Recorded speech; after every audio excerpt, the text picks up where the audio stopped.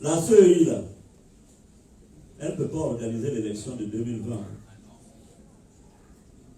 Elle va brûler la Côte d'Ivoire. La CEI, là, va brûler la Côte d'Ivoire. Oui. Quand je dis ça, on dit, mais Guillaume, j'ai dit la CEI.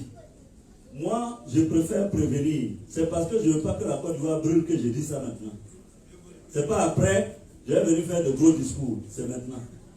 La CEI, là, que moi je vois là, elle va brûler la Côte d'Ivoire. Or, au minimum, ceux qui ont la mémoire courte et qui ne reconnaissent rien de moi, qui aujourd'hui peut-être même ne se souviennent pas de moi. J'ai été Premier ministre, c'est moi qui ai organisé l'élection de 2010.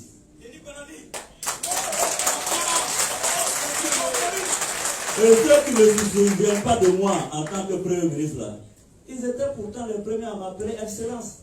Excellence. Hein? Comme ils étaient gentils, ces gens-là. Excellence.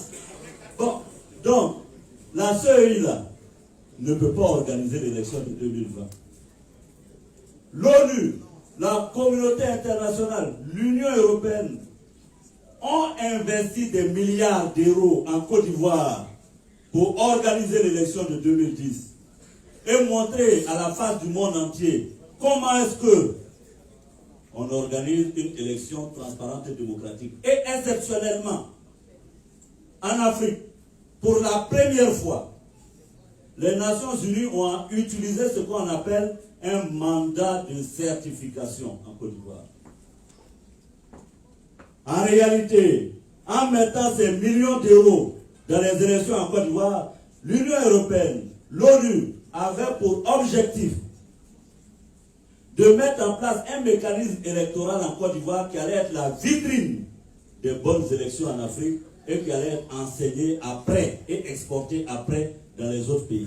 En réalité, l'ONU a voulu dire, vous voyez comment est-ce qu'on a mis la CEI en Côte d'Ivoire, on a organisé l'élection. Pays africains, c'est comme ça que vous devez faire. C'est pourquoi je suis choqué que ce modèle qui a coûté des milliards aux contribuables européens, que ce modèle qui aurait dû être un cas d'école pour l'Afrique, que ce modèle en moins de 10 ans est en train de s'effriter. Parce que quand même, reconnaissons à Gbagbo le mérite que la CEI là était présidée par son adversaire et ses opposants. Non, ou bien, si je mens, dites aussi. Youssouf Bakayola est PDCI, il était contre Gbagbo, mais Gbagbo a accepté qu'il préside la CEI. Et pourtant, on disait que Gbagbo est un dictateur. La CEI là, de 2010 là, je suis témoin et je vais témoigner, je ne vais pas mentir. Hein. Je ne vais pas mentir. La CEI là, c'est moi qui ai fait nommer Youssouf Bakayoko à la tête de la CEI. Si quelqu'un dit que c'est lui, il ment. Je suis là, vivant, je ne suis pas encore mort. Demandez à Youssouf Bakayoko lui-même, va vous dire. Le premier que j'ai proposé, j'ai voulu proposer à la tête de la CEI, c'était Essi Amara. Quand je l'ai appelé, il m'a dit qu'il est malade. Essi Amara est là. Il dit non, qu'il a un problème de dos. Après Essi Amara, j'ai appelé René Amani. Lui, j'ai envoyé le ministre de l'époque de la Défense, comment on l'appelle, Michel Amani. C'est ça, non? Michel Nguessan. Du pays là. Amani Nguessan. Je lui ai dit, monsieur le ministre, réquisitionnez-moi monsieur René Amani. La nuit, on allait le réveiller. On l'a escorté avec motard. On l'a amené à mon bureau. Je dis, René Amani, il faut diriger ce pays-là. Je dis, vraiment, lui, il est malade. Non. Je vous dis la vérité. Si je mens, allez demander, j'ai cité les noms, non? Allez demander. Je regarde dans Côte d'Ivoire, là, je dis, je vais trouver qui pour gérer. Je suis allé voir Bédier.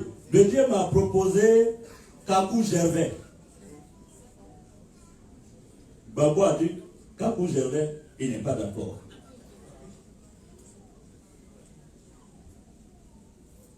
C'est comme ça, ça fait tilt dans ma tête. J'ai dit, mais tiens.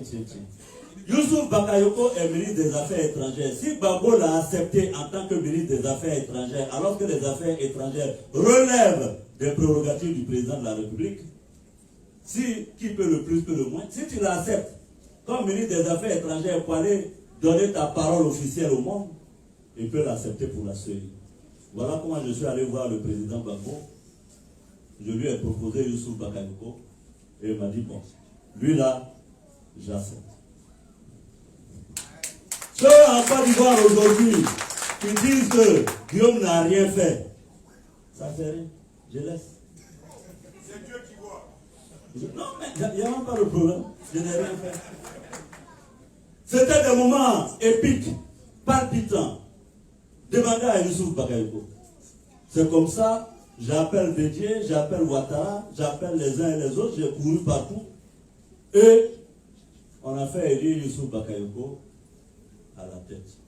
Youssouf Bakayoko était du PDCI. L'adjoint de Youssouf Bakayoko, c'était Amadou Moro, il était du RDR. Mais malgré ça, Gbagbo a accepté d'aller à des élections. Mais comment Alassane Ouattara, lui qui vient du FMI, l'homme par excellence, qui connaît les droits de l'homme et tout ça, tu viens nous mettre une CEI où tout le monde est de ton parti. Et vous voulez que je me taise? Ça là, est-ce que c'est bien pour lui-même son image? Cette CEI-là. Quand même, CEI-là, faut faire. Ça dit que si tu es sûr de gagner ton affaire là, mais donne même quel bonheur ce sera que le RHDP se fasse élire par un président de la CEI issu de l'opposition. Mais là, il n'y a même pas de discussion. Tu as gagné. Le président de la CEI, là, c'est un opposant. Et puis il vient dire, je suis opposant, je ne t'aime pas. Mais malgré tout, tu as vraiment gagné l'élection. C'est ça la belle victoire. Mais si ton cousin, tu le nommes à la CEI, il vient dire que tu as gagné, il allait dire autre chose. Mais ça, là, je ne comprends pas pourquoi quelqu'un ne peut pas aller dire au président, vraiment, pour ta notoriété, le grand homme que tu as été, FMI, vraiment, tout ça c'est bien, vraiment, sur les questions de démocratie, la CEI, là, pardon, donne ça à l'opposition, ça ne fait rien. Mais tout ce que l'opposition fait, il faut accepter, ça ne fait rien. De toute façon, tu as l'État, tu as l'argent, tu as tout, tu as gagné.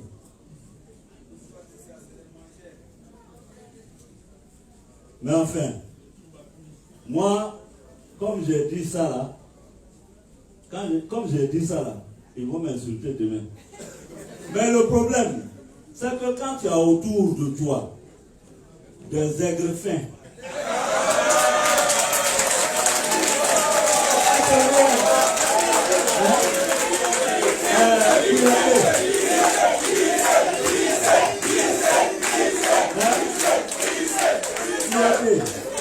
les aigres fins là, c'est eux qui poussent Alassane. Quand Alassane va avoir des problèmes, les mêmes aigres fins vont courir pour lui avec des conseils là-bas. Et on voit ces aigres fins là. Aigres fins. Je vois quelqu'un qui cherche là, c'est aigre fin, c'est escroc. Hein? Donc, chers amis, je demande à Alassane Ouattara de faire attention aux aigres fins. Hein? Voilà quelqu'un qui a fait FMI, vraiment avoir une petite commission électorale comme ça, ça dit que ça ne grandit même pas. Et puis pour nous, on est obligé de venir en parler. Tu vois, ça me gêne quoi. Quand tu as dirigé l'État et puis tu vois des choses comme ça, tu es malheureux. Hein? Un grand président. Regardez Mandela. Un grand président ne rentre pas dans des détails comme ça de CEI où on dit il faut surveiller la CEI, tout le monde doit être de ma famille. Il faut surveiller le conseil constitutionnel. Si tu es sûr de gagner là, pourquoi tu fais ça? Gbagbo a été sûr de gagner là. Il a donné la CEI à l'opposition. C'est ça on appelle vraiment que tu es un Woody. Tu te connais, tu es sûr de toi-même. Voilà.